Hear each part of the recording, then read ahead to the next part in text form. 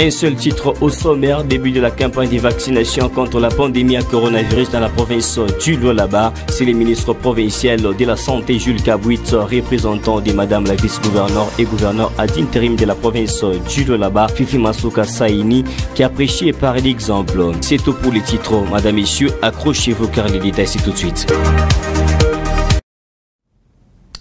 Madame, je suis très heureux de vous retrouver pour vous présenter cette édition du journal.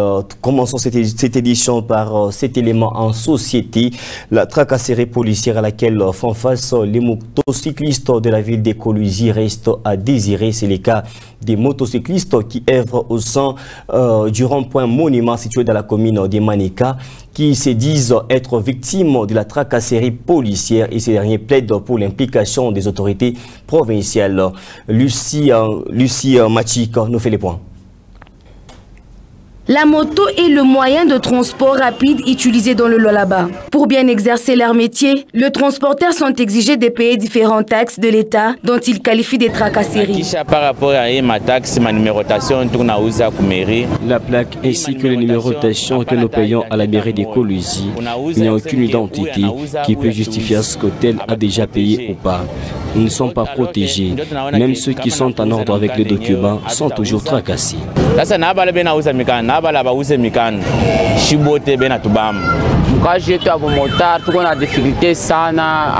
la tracasserie policière qui continue. Notre grande difficulté, même pendant la journée, la PCR nous arrête, mais et quand nous leur donnons l'argent, en retour, ils ne nous donnent aucun document. Dès 19h, les motards en service sont arrêtés par les agents de l'ordre. Nous respectons les couvre-feux, mais à partir de 19h, les patrouilleurs nous filent. Et les patrouilleurs ne font même pas la ronde, ils nous arrêtent seulement. La sécurisation de personnes et de leurs biens devrait donc être la priorité des agents. Nous l'avons annoncé dès l'entame de cette édition du journal, début de la campagne de vaccination contre la pandémie à coronavirus dans la province du Lualaba. C'est le ministre provincial de la Santé, Jules Kabouit, représentant de Madame la vice-gouverneure et gouverneur ad intérim de la province du Lualaba, Masuka Saini Fifi, qui a prêché par l'exemple. Reportage. Ça y est, la campagne de vaccination contre la pandémie à coronavirus dans la province du Lualaba est une réalité. Jules Kabouit, ministre provincial de la Santé, a été le premier à prêcher par l'exemple. Bien avant sa vaccination, le directeur provincial de la Santé, Gérard Mambo, a circonscrit les cadres. La Covid-19 qui est partie d'un marché animal à Wuhan en Chine, elle s'est propagée de personne à personne par des gouttelettes respiratoires et des aérosols lorsque la personne tousse ou éternue, mais également en touchant les surfaces infectées ainsi que les contacts avec les yeux, les nez ou la bouche.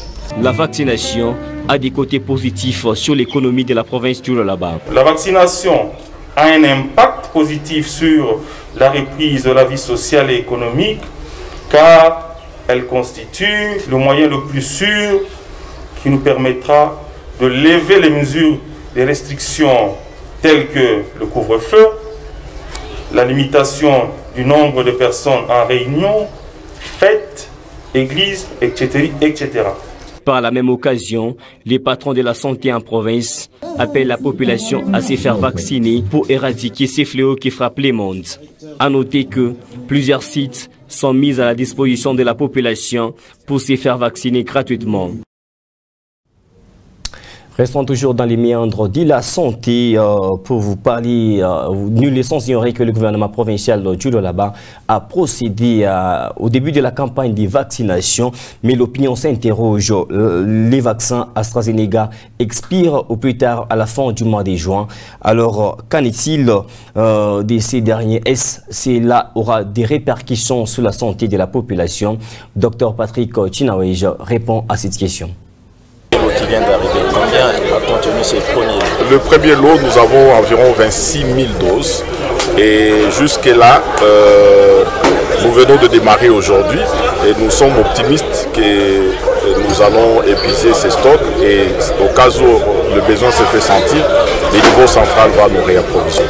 Alors, sa deuxième dose. Le premier lot, nous avons environ 26 000 doses Et jusque-là, nous venons de démarrer aujourd'hui et nous sommes optimistes que nous allons épuiser ces stocks et au cas où le besoin se fait sentir, le niveau central va nous réapprovisionner. Vous avez totalement raison, ce vaccin va expirer dans 1 mois et quelques jours et donc il est administré pour la première dose, mais nous estimons qu'avant son expiration, nous aurons déjà le 2e lot qui reliera pratiquement la seconde dose. Donc ayez vos apaisements et toutes les dispositions logistiques sont déjà prises et qu'il n'y aura pas d'inquiétude ou de rupture de stock. Madame, Monsieur, changez cette fois-ci des chapitres pour parler autre chose. Dans cette édition du journal, les vice-gouverneurs et gouverneurs d'intérim de la province du Lualaba, Masuka Saini Fifi, a procédé à la pose de la première pierre du pont Fachi Béton, érigé du côté quartier Latin, qui relie les quartiers latins ainsi que les quartiers latins et Joli Site. C'était en présence des habitants. Plus de précisions avec nos confrères de la presse du gouvernorat. Accompagné des députés provinciaux et quelques membres du gouvernement, dont le ministre provincial AI des infrastructures Paulin Kalo-Kapend, le gouverneur intérimaire du Lualaba a posé ce vendredi 21 mai 2021 la première pierre des constructions du pont moderne qui reliera les avenues Tchata et Ungungandu prolongées.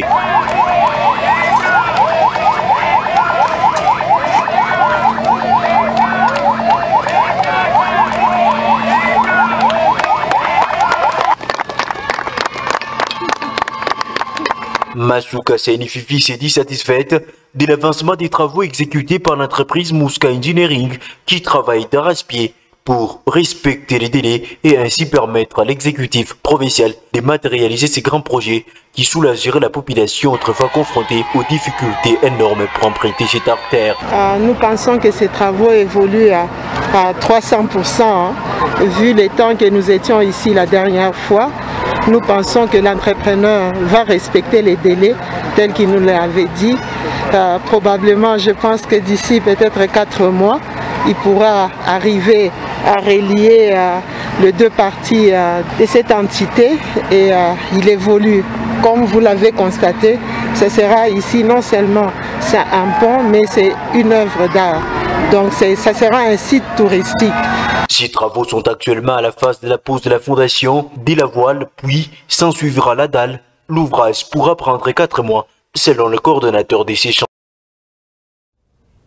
Et au chapitre des célébrations, vous le savez peut-être, le 22 mai de chaque année, le monde entier célèbre la journée internationale de la biodiversité. Cette journée vise à sensibiliser la population ainsi que les citoyens du monde entier sur la richesse des espèces végétales ainsi que animales qui vivent sur la terre des humains. Lydie Ngalola nous fait les points. Nous faisons partie de la solution, tel est le thème retenu en cette année à l'occasion de la Journée internationale de la biodiversité qui devra être célébrée avec l'implication des communautés locales et populations autochtones. Cette journée s'inscrit dans la continuité du progrès généré l'année dernière avec le même thème qui a rappelé à quel point la biodiversité représente la réponse à plusieurs défis du développement durable. Les liens entre la biodiversité et les populations résident en la concession forestière de la communauté locale des villages Mobilo, situés dans le territoire de l'Issala, dans la province de l'Équateur, en République démocratique du Congo. Un espace vital, c'est cette forêt car la survie du monde entier dépend de ces lieux. Ainsi, détruire la forêt et la biodiversité représente une menace pour l'écosystème mondial, local, non seulement pour la population qui vive et dépend aussi bien sur le plan économique, culturel que social. Signalons que la biodiversité est le terme qui désigne toutes les formes de la vie sur la Terre et les caractéristiques naturelles qu'elle présente. Cette diversité s'explique généralement en termes de la vaste gamme des plantes, d'animaux et des micro-organismes.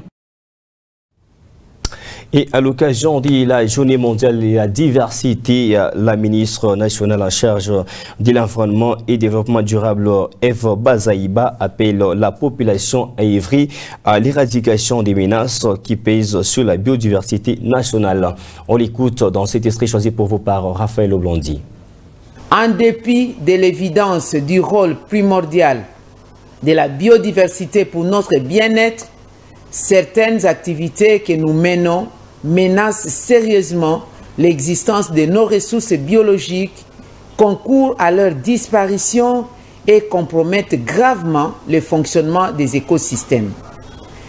Parmi les principales menaces qui pèsent sur la biodiversité de notre pays figurent notamment l'agriculture itinérante sur brûlis, la déforestation, la persistance du braconnage, l'occupation des aires protégées par des groupes armés et les populations locales, l'introduction des espèces exotiques envahissantes et l'exploitation minière avec comme conséquence les changements climatiques. Le gouvernement de la République, par le biais du ministère de l'Environnement et du Développement durable, appelle à la conscience des uns et des autres pour œuvrer dans le sens d'éradiquer toutes ces menaces. Pour célébrer la Journée internationale de la biodiversité, le thème choisi de cette année est « Nous faisons partie de la solution ». Ce thème nous rappelle que l'être humain fait partie intégrante de la biodiversité et constitue également la solution efficace à la problématique actuelle liée au climat et à l'atteinte des objectifs de développement durable. Madame, Monsieur, parlons cette fois-ci religion dans cette édition du journal. Vous le savez peut-être déjà ce dimanche, les chrétiens du monde entier vont devoir célébrer la fête de la Pentecôte, une fête qui constitue la continuité des l'œuvre du Seigneur Jésus-Christ sur la terre des humains. Francine Chansa pour plus de détails.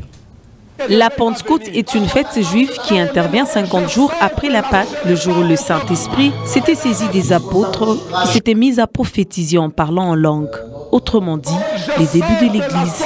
La Pentecôte, pour moi, c'est un bruit qui a été provoqué par l'avènement de l'arrivée du Saint-Esprit lorsque les disciples devraient faire la continuité de l'œuvre de Jésus. La Bible dit, lorsque le Saint-Esprit est venu, ils étaient tous remplis. Et c'était une promesse que Christ leur avait faite et il leur a dit, le Père vous enverra un autre consolateur qui vous accompagnera. Donc il était difficile qu'ils partent pour aller faire l'œuvre sans recevoir cette puissance qui était le Saint-Esprit. Et c'est comme ça le jour de la Pentecôte. Ça veut dire la Pentecôte, c'est un bruit qui a fait la naissance, qui a provoqué la naissance de l'Église que nous avons aujourd'hui, François. La Pentecôte étant un événement historique, elle symbolise les fruits du Saint-Esprit. La Pentecôte symbolise d'abord l'arrivée de celui qui donne aux chrétiens la force d'être chrétien.